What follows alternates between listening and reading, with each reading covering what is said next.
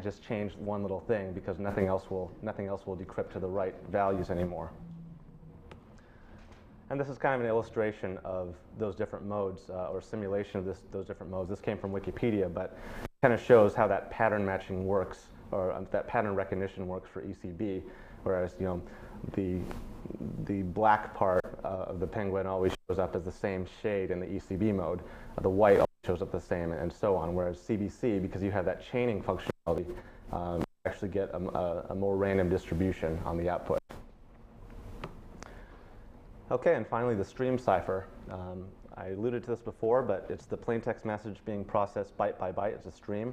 What you can see there is how the key scheduler works. So it takes a key, like the other encryption algorithms did. It takes an initialization vector, and it feeds those two in and generates a key stream. And that key stream is of arbitrary length. You can just keep generating key stream for as much data as you need to encrypt. So then what you do is you take the key stream, you line it up with the plaintext, and then you simply XOR those two together, and out comes the ciphertext. If you want to decrypt it, you take the ciphertext, XOR it with the same key stream, and you get the plaintext back, and that's because XOR is a reversible function.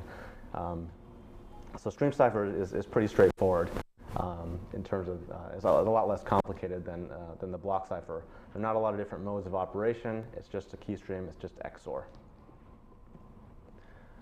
And then finally, some common cryptography mistakes that people make when they're developing applications. One is using an insecure cipher mode. ECB, like we talked about, tends to be the default in a lot of implementations. You use the ECB mode, you end up with that codebook style where you have pattern recognition, you have cipher block replacement. But people tend to use this because it's the default, and they don't know enough to change it, or what, they're like, why would I change it? What's the reasoning for it? They don't have that background. That one in one of the case studies as well. With stream ciphers, the idea is you're not supposed to reuse your key stream, the same key stream, to encrypt different pieces of data. It's a bad practice, and it can lead to some attacks. Other things that you can, poor key selection. You always hear, when people are talking about cryptography, you always hear about key sizes, and I need AES-256, or I need a bigger key size. But people don't talk about key selection. Well, if my key is 512 bits long, but I don't pick a random key properly. I pick something that's a little bit. It doesn't matter how long the key is, if I didn't start with a good source of randomness, and that kind of goes into the random number generation one there. But also insufficient key length. Obviously, if you pick something that's way too short, like DES is a 56-bit key, that's brute forceable within trivial amounts of, not trivial, but very short amounts of time these days with the computing power that's available today. So obviously, you don't want to pick too short of a key size either. And then finally, the last big mistake that the developers make is thinking that they'll design their own encryption algorithm, because nobody will know that, and therefore it will be more secure than using AES, which is a publicly known cipher. Everybody knows how it works. The algorithms are public. And the fallacy there is obviously that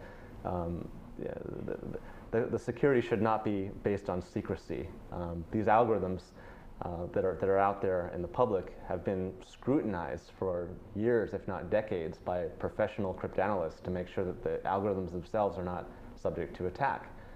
And from time to time, people discover weaknesses to reduce the key space and whatnot, but in general, they've been subject to a lot more scrutiny than whatever algorithm Joe developer comes up with in a week at his desk. I've seen some really horrific things that people have designed and they think is very secure, and then you look at it and it's like just a substitution cipher, or it's just a fancy form of obfuscation. So the rule is just don't ever try to create your own crypto. Use something that is that's out there, that's public, that's been scrutinized, and then follow best practices in terms of implementing it. Okay, so that was the crypto primer to kind of refresh your memory on all the basic crypto stuff that you know. And that's honestly, that's all the crypto you need to know to do pen testing.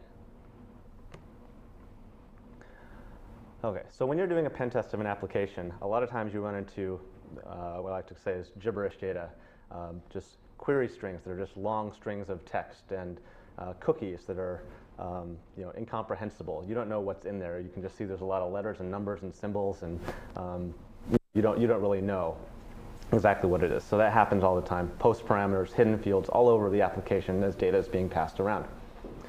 So one of the things that you want to do right up front is figure out, is the application actually encryption, or is it just doing some sort of trivial encoding? 64 being one of those. Hex encoding, are they doing ROT13 or something to just make it look unreadable?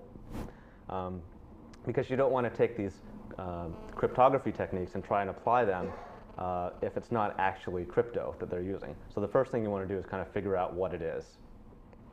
So you check for the common things first. You base 64 decode it. Does the gibberish turn into something that's immediately readable and you can see now your username or something that you recognize?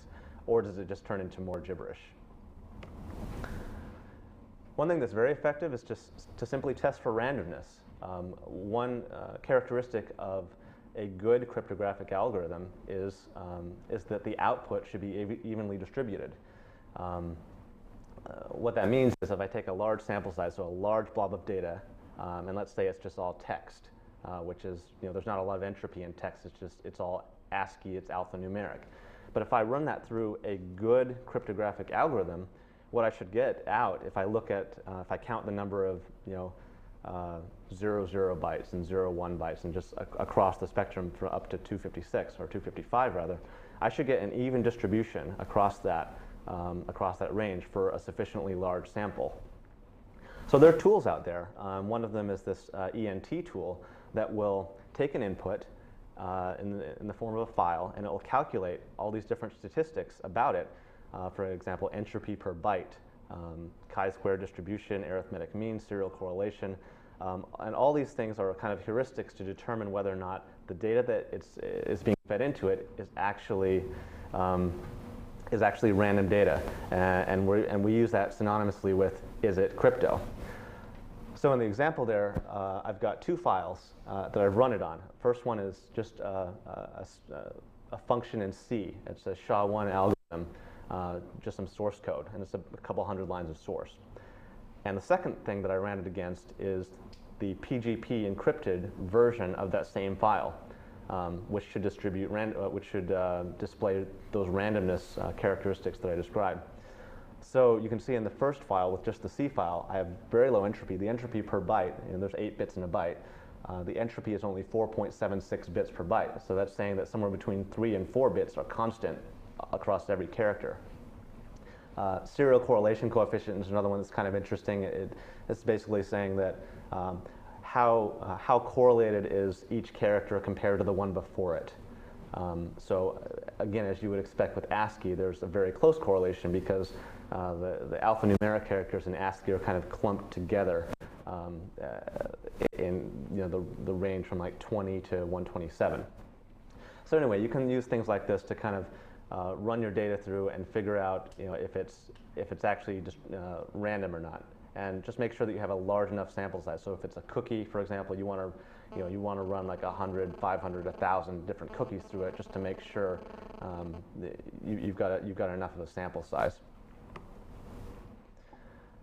Then you start observing characteristics of the data. So let's assume that we passed that previous test and said that the data is actually random. So it came back with high entropy, low correlation. We think it might be crypto.